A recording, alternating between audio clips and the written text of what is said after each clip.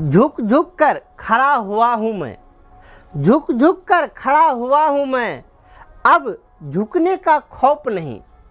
झुक झुक कर खड़ा हुआ हूँ मैं, अब झुकने का खौफ नहीं। अपने हाथों स्वयं रचा को, अपने हाथों स्वयं रचा को, तुमसे मिटने का खौफ नहीं। झुक झुक कर खड़ा हुआ हूँ मैं, अब झुकने का खौफ नहीं।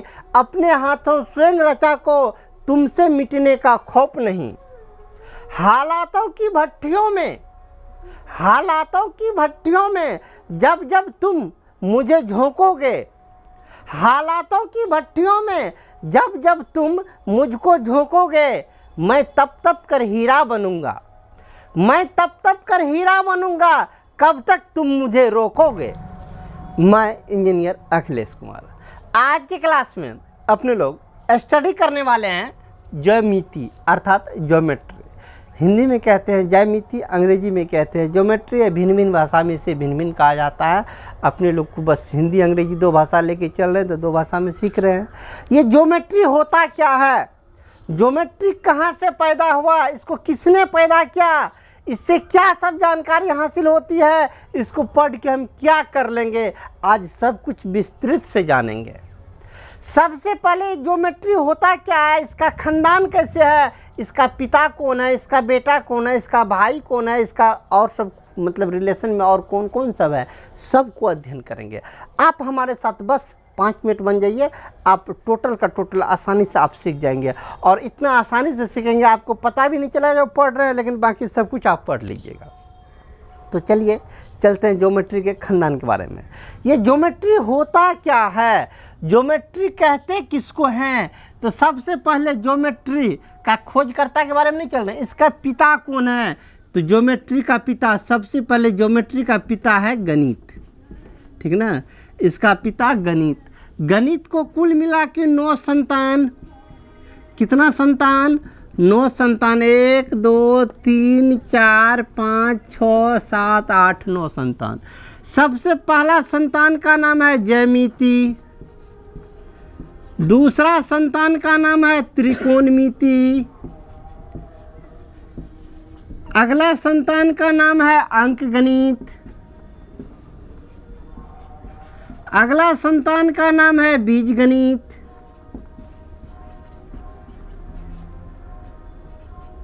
अगला संतान का नाम है सेट थ्योरी, समुच्चय सिद्धांत, और भी है सेट थ्योरी, सांख्यिकी, क्षेत्रमिति, बहुत सारा है, ठीक ना। लेकिन इतना बात तो परफेक्ट है, मैथमेटिक्स का जो ये 9 संतान है, 9 संतान में सबसे पहला संतान है ज्योमेट्री और दूसरा भाई है त्रिकोणमिति।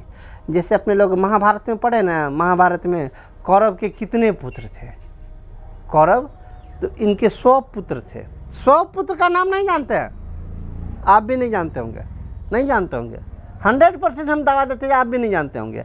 परंतु उनके सबसे बड़े पुत्र, सबसे बड़ा का नाम तो सबको जानते हैं, उसके बाद उनके छोटा सबका नाम सबका नहीं जानते हैं, जो जो खास ज़्यादा फेमस है उन्हीं ठो का नाम जानते हैं। सेम उसी प्रकार गणित के कुल 9 पुत्र, 9 पुत्र में सबसे बड़ा पुत्र है ज्यामिति। अब ज्यामिति है सबसे बड़ा पुत्र, इसका मतलब इसका एज भी बहुत बड़ा होगा, इसका एज भी ज़्यादा होगा। इसका एज कितना होता है हम तो नहीं जानते हैं, लेकिन आप खुद ब खुद निकाल सकते हैं। इसका जन्म तिथि है 538,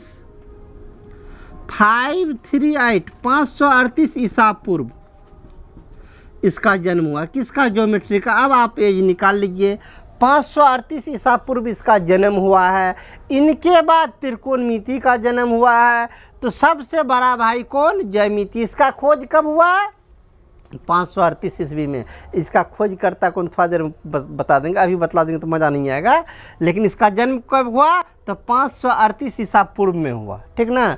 ये इसका जन्म हुआ कैसे, क्यों आवश्यकता पड़ा, क्या है ज्योमेट्री पढ़ते हैं, ज्योमेट्री पढ़ के हम करेंगे क्या, इसका आवश्यकता क्यों हुआ ज्योमेट्री का।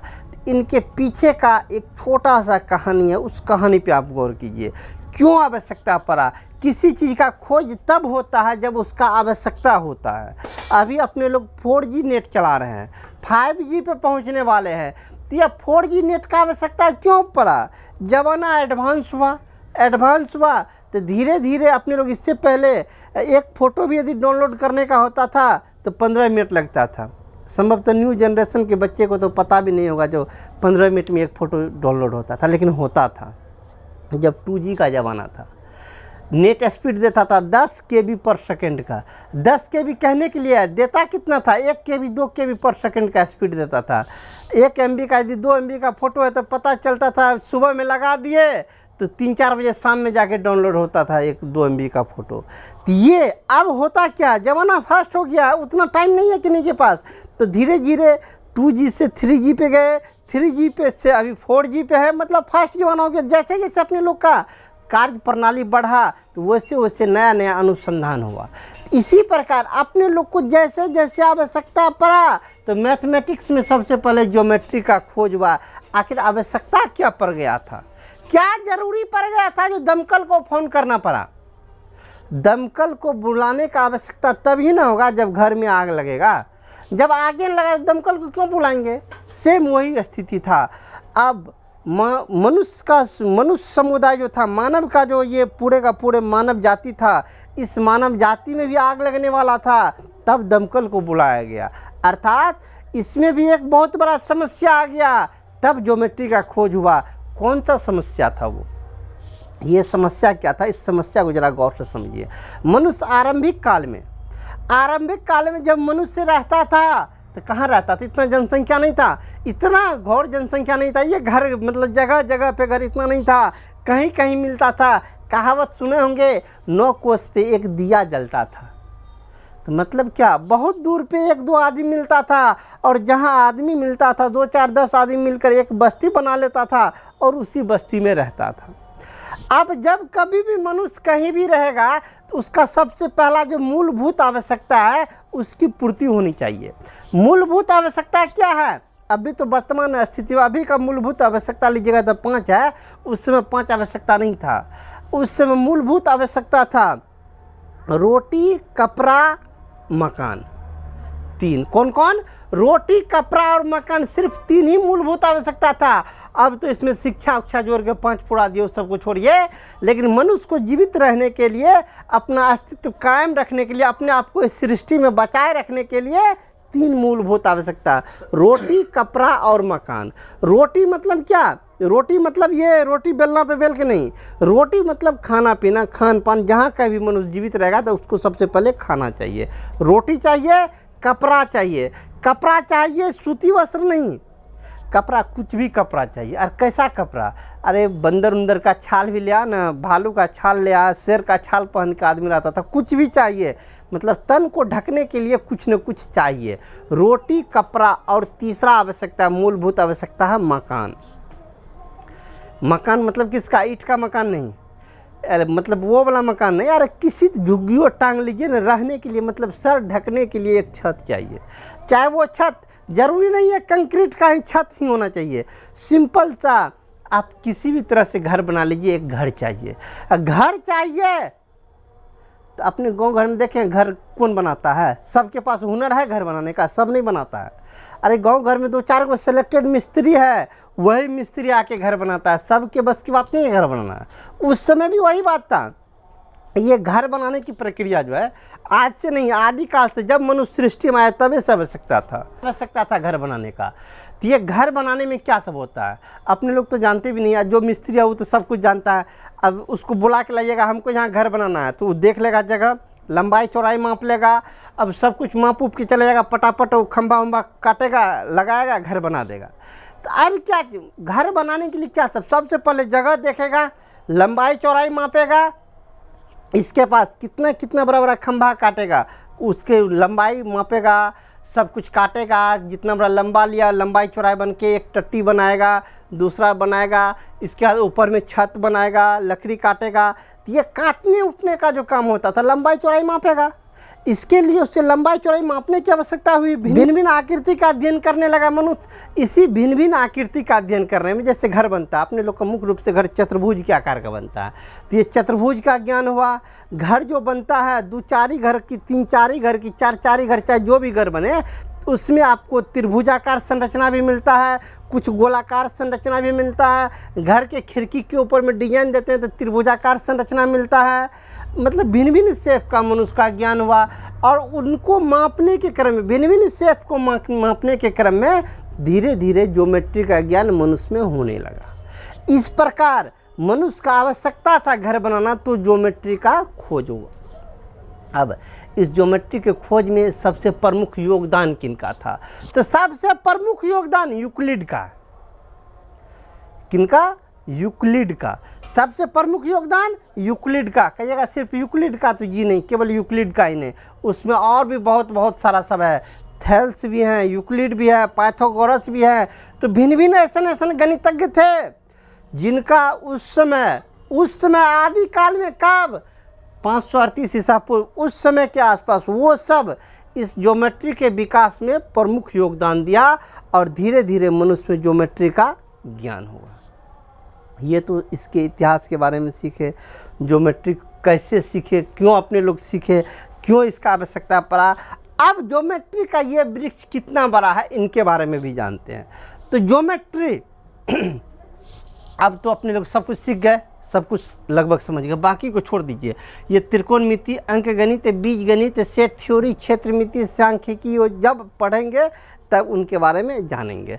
अभी अपने लोग को ज्योमेट्री पढ़ना था, ज्योमेट्री के बारे में सीखे। अब चलते हैं इस ज्योमेट्री से एक कदम आगे, जो ज्योमेट्री में अब अपने लोग को सीखना क्या है। तो अपने लोग फिलहाल क्लास 10th में है, तो क्लास 10th में ज्योमेट्री में क्या सब सीखना है?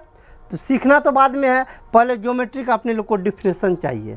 तो सबसे पहले लिखिए ज्यामिति, लिख के लकीर मारिए, और ज्यामिति का डिफिनेशन लिखिए। ज्योमेट्री बोल देते हैं क्योंकि अंग्रेजी में ज्योमेट्री कहते हैं, इसीलिए। चलिए ज्योमेट्री का डिफिनेशन लिखिए। ज्योमेट्री क्या है?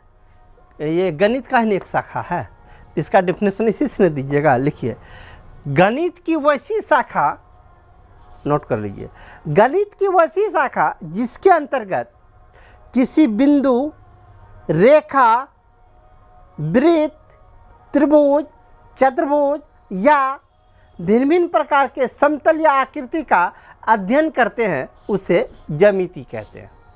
लिख लिया। चलिए इसमें किसका किसका बात किया हम? सबसे पहला बात किए हैं बिंदु, उसके बाद चर्चा किए हैं रेखा, उसके बाद बोले हैं वृत्त, इसके बाद बोले हैं त्रिभुज, ठीक ना।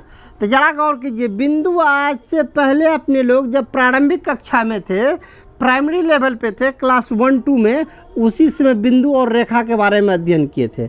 बिंदु किसको कहते हैं, रेखा किसको कहते हैं, ठीक ना। इसके बाद क्लास 8 में जैसे पहुँचे तो वृत्त के बारे में भी जान गए।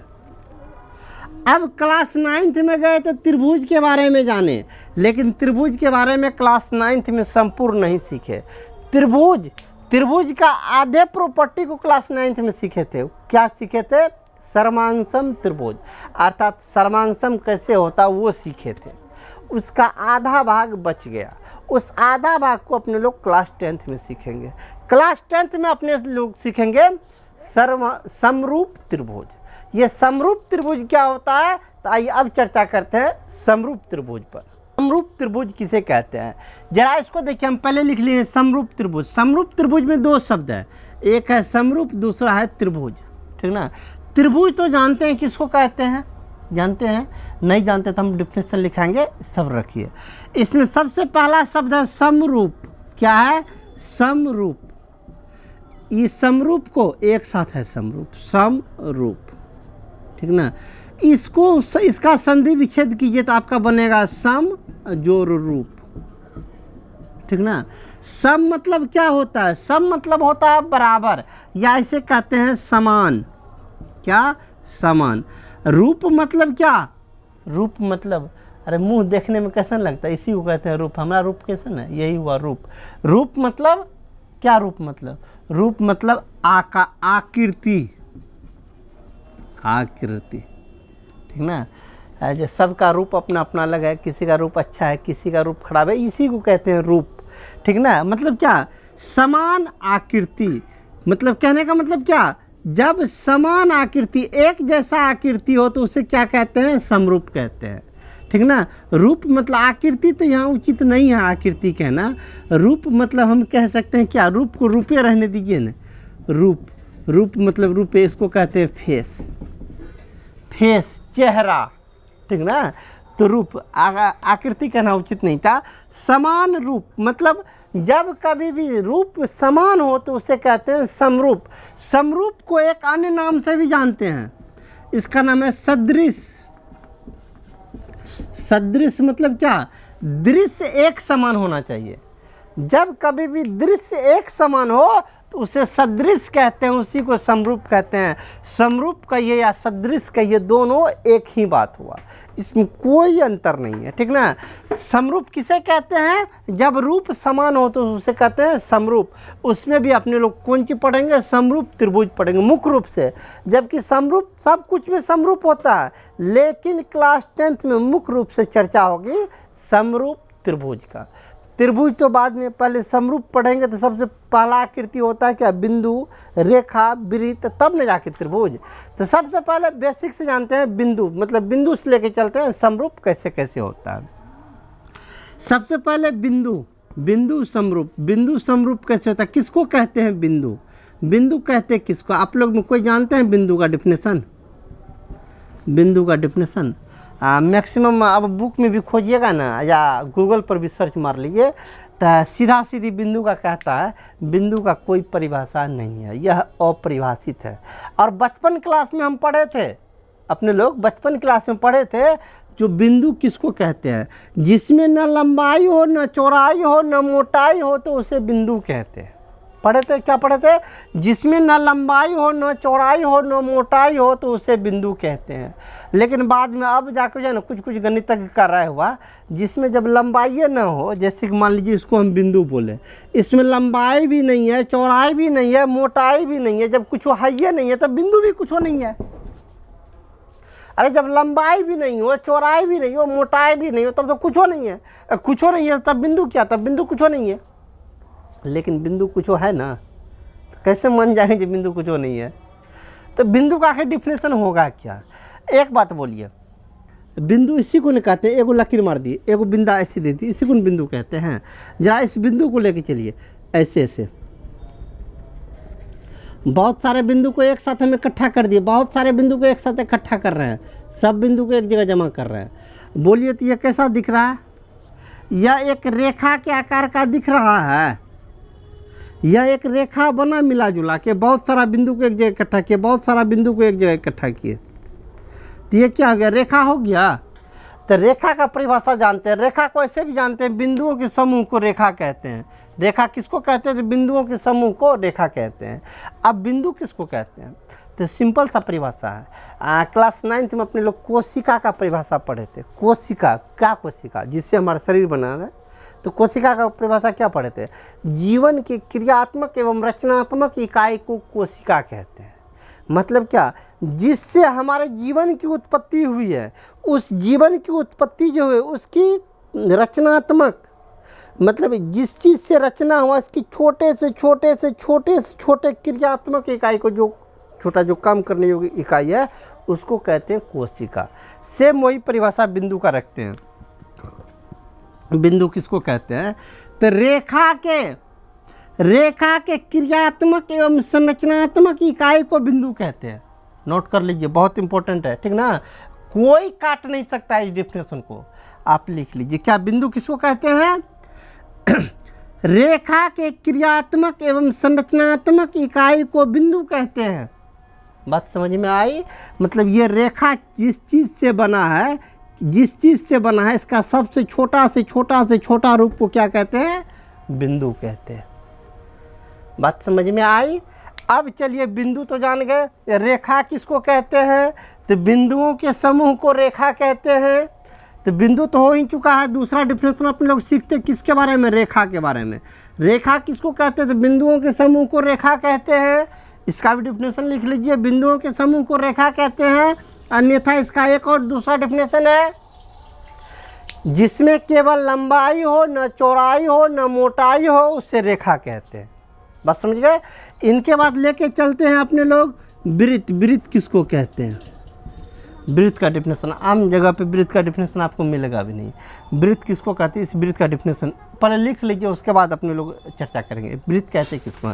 वृत्त कहते हैं किसी समतल पर किसी एक निश्चित बिंदु से समान दूरी पर स्थित सभी बिंदुओं के समूह को वृत्त कहते हैं। फिर से, किसी समतल में किसी एक निश्चित बिंदु से समान दूरी पर अवस्थित सभी बिंदुओं के समूह को वृत्त कहते हैं। मतलब क्या?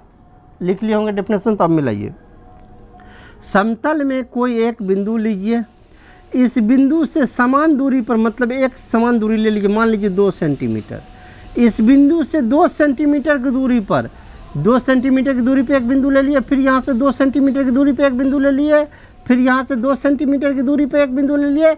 2-2 सेंटीमीटर की दूरी पर जितना बिंदु लेंगे, जितना सारा बिंदु होगा, इधर भी बिंदु लेंगे यहाँ तो 2 सेंटीमीटर होगा, यहाँ भी लेंगे तो 2 सेंटीमीटर होगा।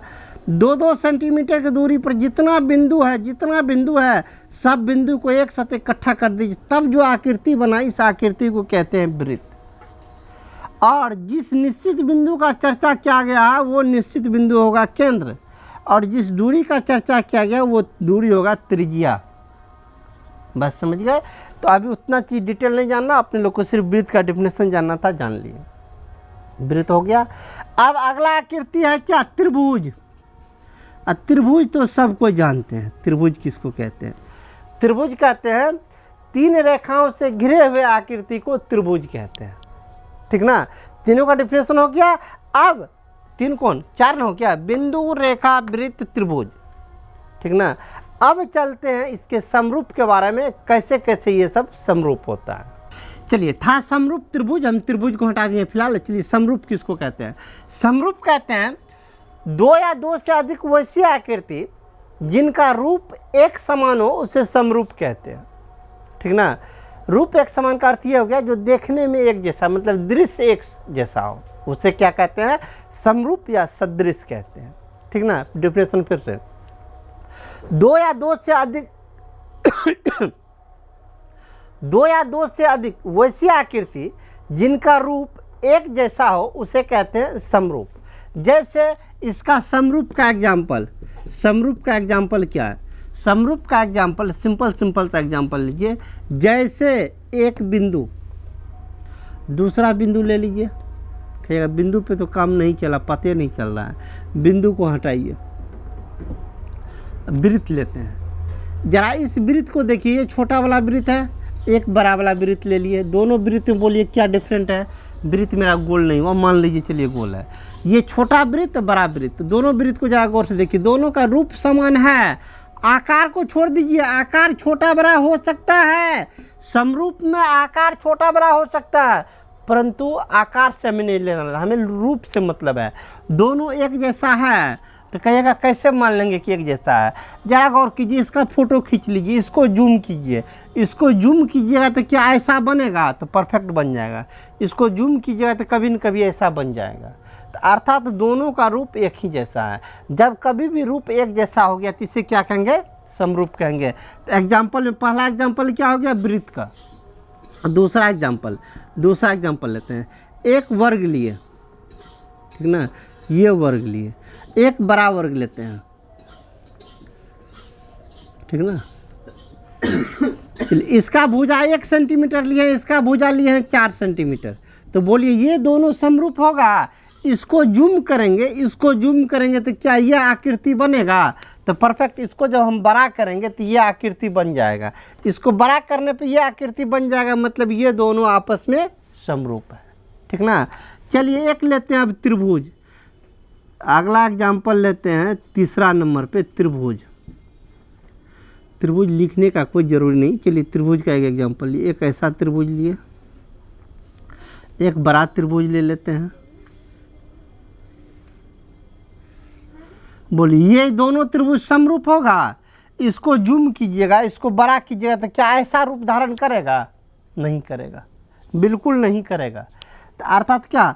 ये जैसा दिख रहा है ये समबाहु त्रिभुज की तरह दिख रहा है और ये समकोण त्रिभुज के दिख रहा है।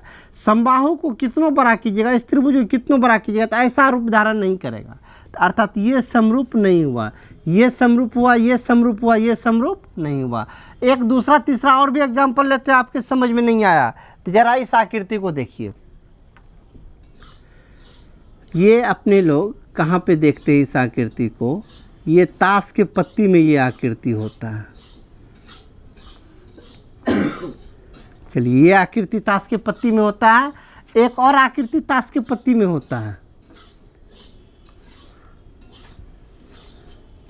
ये भी आकृति ताश के पत्ती में होता है। क्या ये दोनों आकृति समरूप है? तो बिल्कुल नहीं है। क्यों नहीं है? इसको कितनों जूम इन कीजिएगा, जूम आउट कीजिएगा, कुछ भी कीजिएगा तो यह आकृति कभी यह आकृति धारण नहीं करेगा, अर्थात ये दोनों समरूप नहीं है। परंतु यदि एक छोटा सा आकृति ऐसा हम ले लें, इस आकृति पर जरा गौर कीजिए, ये दोनों समरूप है तो कहिएगा समरूप है। क्यों है समरूप? अरे आकार छोटा बड़ा है उससे मतलब नहीं है, लेकिन दोनों का रूप एक ही जैसा है तो ये हो गया समरूप। नहीं समझ में आया तो और एक दो एग्जाम्पल ले लेते हैं। हम जो अभी आपके सामने लेक्चर दे रहे हैं इसको आप मोबाइल में देख लीजिए तो हमारा छोटा छोटा भी फोटो दिखाई देता होगा। इसी को आप लैपटॉप में देख लीजिए तो हमारा फोटो बड़ा बड़ा दिखाई देगा। सेम इसी को आप प्रोजेक्टर पे लगा के देख लीजिए, बहुत बड़ा बड़ा हम नज़र आएंगे। तो मतलब क्या तीनों आकृति हम ही हैं, ऐसा नहीं कि एक पे हम रहेंगे दूसरा पे हम नहीं रहेंगे, सब पे हम ही रहेंगे, मतलब सब एक दूसरे के समरूप हैं। ठीक ना? उम्मीद है आप समरूप समझ गए होंगे, समरूप कैसा होता है, किसको कहते हैं। ठीक ना? तो अब दुनिया में वो कौन कौन सी आकृति है जो पहले से ऊपरे वाला समरूप बना के भेजा? तो कौन कौन आकृति है जिसको ऊपर वाला ने समरूप बना के भेजा है? सबसे पहला आकृति इसमें आपको आ जाएगा, तो ऊपर वाला ने सबसे पहले बिंदु को बना के भेजा है। बिंदु आप कैसनो बिंदु ले लीजिए, कोई भी बिंदु लीजिए तो सब बिंदु एक दूसरे के समरूप होता है। ठीक ना?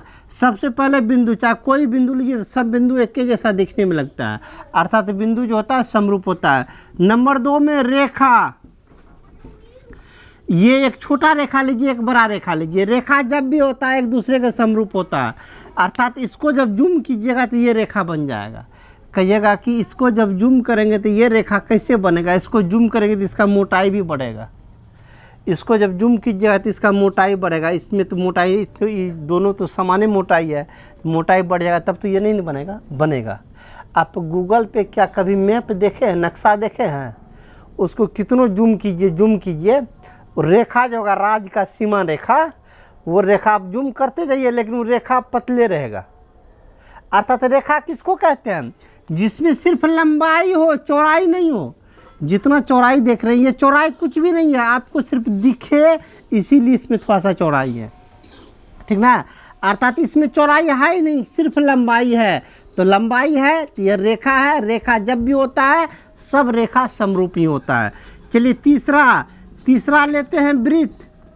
ठीक ना? कोई भी वृत्त खींचिए, सब वृत्त जो होता है आपस में समरूप ही होता है, सब वृत्त समरूप ही होता है। एक को जूम कीजिए दूसरा बनेगा, और जूम कीजिए तीसरा बनेगा, तीसरा को जूम आउट कीजिए पहला बनेगा, अर्थात सब वृत्त जो होता है समरूप होता है। चौथा समरूप का उदाहरण हो जाएगा त्रिभुज में समबाहु त्रिभुज। समबाहु त्रिभुज किसको कहते हैं? जिसका तीनों भुजा बराबर हो, वैसा त्रिभुज जिसका तीनों भुजा बराबर हो, चाहे छोटा बड़ा कोई भी ले लीजिए, तीनों भुजा यदि बराबर है तो ये समरूप का ही उदाहरण है। चलिए पांचवा में लेते हैं वर्ग। ठीक ना? वर्ग चाहे छोटा हो या बड़ा हो, सब वर्ग जो होता है तो ये समरूप ही होता है। इसके बाद ये तो तल का आकृति हुआ, 3D आकृति भी कुछ कुछ ऐसा है जो कि समरूप होता है। कौन कौन समरूप होता है? ये गोला जो होता है, कोई भी गोला लीजिए तो गोला आपको समरूप ही होता है। ठीक ना? कितना बड़ा छोटका गोला लीजिए, जैसे छोटका ये खेलने वाला जो होता है, छोटा छोटा जो गुल्ली होता है गोटी, वो जो होता है उसको जूम कीजिएगा, फोटो खींच लीजिए, जूम कीजिए तो क्रिकेट के बॉल की तरह दिखाई देगा, और जूम कीजिए तो फुटबॉल तरह दिखाई देगा, और उसको जूम कीजिए तो दुनिया की तरह गोल दिखाई देगा। अर्थात वो जो होता है गोला जो होता है वो समरूप होता है। ठीक ना। तो ये सब समरूप आकृति का उदाहरण हो गया। अब अपने लोग पढ़ते हैं समरूप होने के लिए कंडीशन क्या है। कोई भी आकृति समरूप कब होता है, अर्थात समरूप के शर्त, अर्थात कोई भी दो आकृति समरूप कब होता है। इसका सबसे पहला शर्त है, कोई भी दो आकृति को समरूप होने का सबसे पहला शर्त है इसका कोण जो है कोण समान होना चाहिए, कोण समान होना चाहिए। दूसरा इसका शर्त है इसका भुजा जो है ये भुजा समानुपाती होना चाहिए, ठीक ना। क्या सब कोण समान होना चाहिए, भुजा समानुपाती होना चाहिए। दो बात यदि टैली कर गया तो कोई भी आकृति क्यों नहीं वो समरूप कहलाएगा, ठीक ना।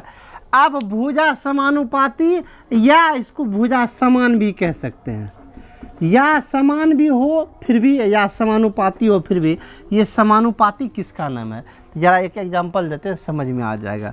जैसे एक आकृति यहाँ पे लेते हैं,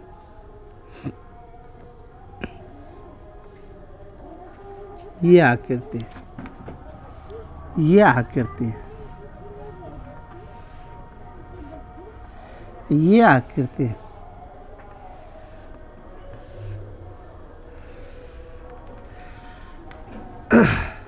थोड़ा छोटा तब ना ये वर्ग बनेगा।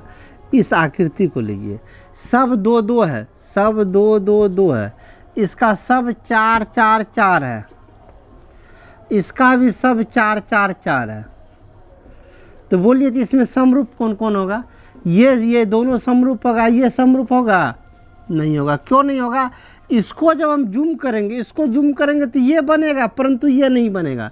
क्यों नहीं ये बनेगा, तो कहिएगा ये थोड़ा सा चिपटा है, ये चिपट गया है, इसको कितनों जूम करेंगे तो चिपटा हुआ नहीं बनेगा, सीधा बनेगा। तो ये चिपट क्यों गया, इसके पीछे का कारण देखिए। ये चारों कोण जो था 90 डिग्री था, चारों कोण 90 डिग्री, चारों कोण 90 डिग्री, चारों कोण 90 डिग्री। इसका चारों कोण 90 डिग्री नहीं है, ये सीधा रहता तब 90 होता। ये 90 से ज़्यादा है, लगभग 100 के आसपास है। ये 90 से कम है अर्थात 70 के आसपास है। कहने का मतलब इसका सब कोण 90 नहीं है, ये इसका सब कोण कितना था 90 डिग्री था, सब 90 डिग्री था, सब 90 डिग्री था। इसका भी सब कोण जो था 90 डिग्री था। तो कोण समान हो गया, इसका कोण समान नहीं था तो क्या हो गया, ये समरूप नहीं होगा, ये दोनों आपस में समरूप होगा। अब भुजा समानुपाती का मतलब क्या, समानुपाती का मतलब इन दोनों भुजा में भागा लगाइए, इसका संगत भुजा इसका संगत भुजा ये हुआ, दोनों में भागा लगाइए तो 2/4 काट के 1/2 बराबर 1:2। ये इसका संगत ये हुआ, इन दोनों में भागा लगाइए 2/4 बराबर काट के 1/2 बराबर 1:2। इसका संगत ये हुआ, दोनों में भागा लगाइए तो 1:2 आएगा, इन दोनों में भागा लगाइए तो फिर भी आपको 1:2 ही आएगा। अर्थात क्या, सब भुजा का अनुपात समान है, उसी को कहते हैं समानुपाती। इन दोनों आकृति में क्या है, प्रत्येक कोण समान है, मतलब प्रत्येक कोण इसका भी 90 डिग्री है, प्रत्येक कोण समान है। और भुजा का अनुपात क्या है, सबका अनुपात समान है, अर्थात भुजा समानुपाती है। कोण समान होना चाहिए, भुजा समानुपाती होना चाहिए, तो आकृति क्या होगा, समरूप होगा। इसमें देखिए भुजा तो समानुपाती है, 2 का 2 गुना 4, मतलब इन दोनों का अनुपात निकालेंगे तो 1/2, इन दोनों का अनुपात निकालेंगे 1/2, इसका निकालेंगे अनुपात तो इन दोनों का भी 1:2 ही निकलेगा, परंतु दोनों का कोण समान नहीं है। इसका सब कोण 90 है, उसका सब कोण 90 नहीं है, अतः ये दोनों आकृति समरूप नहीं होगा, ठीक ना। उम्मीद है समरूप के कंडीशन को आप आसानी से समझ गए होंगे। समरूप का ही दूसरा नाम है सदृश। यदि आप एनसीईआरटी बनाएंगे तो वहाँ आपका नाम समरूप चलेगा, यदि आप ये स्टूडेंट फ्रेंड का केसी सिन्हा बनाएंगे तो वहाँ आपका नाम सदृश चलेगा, दोनों का अर्थ समान ही होता है।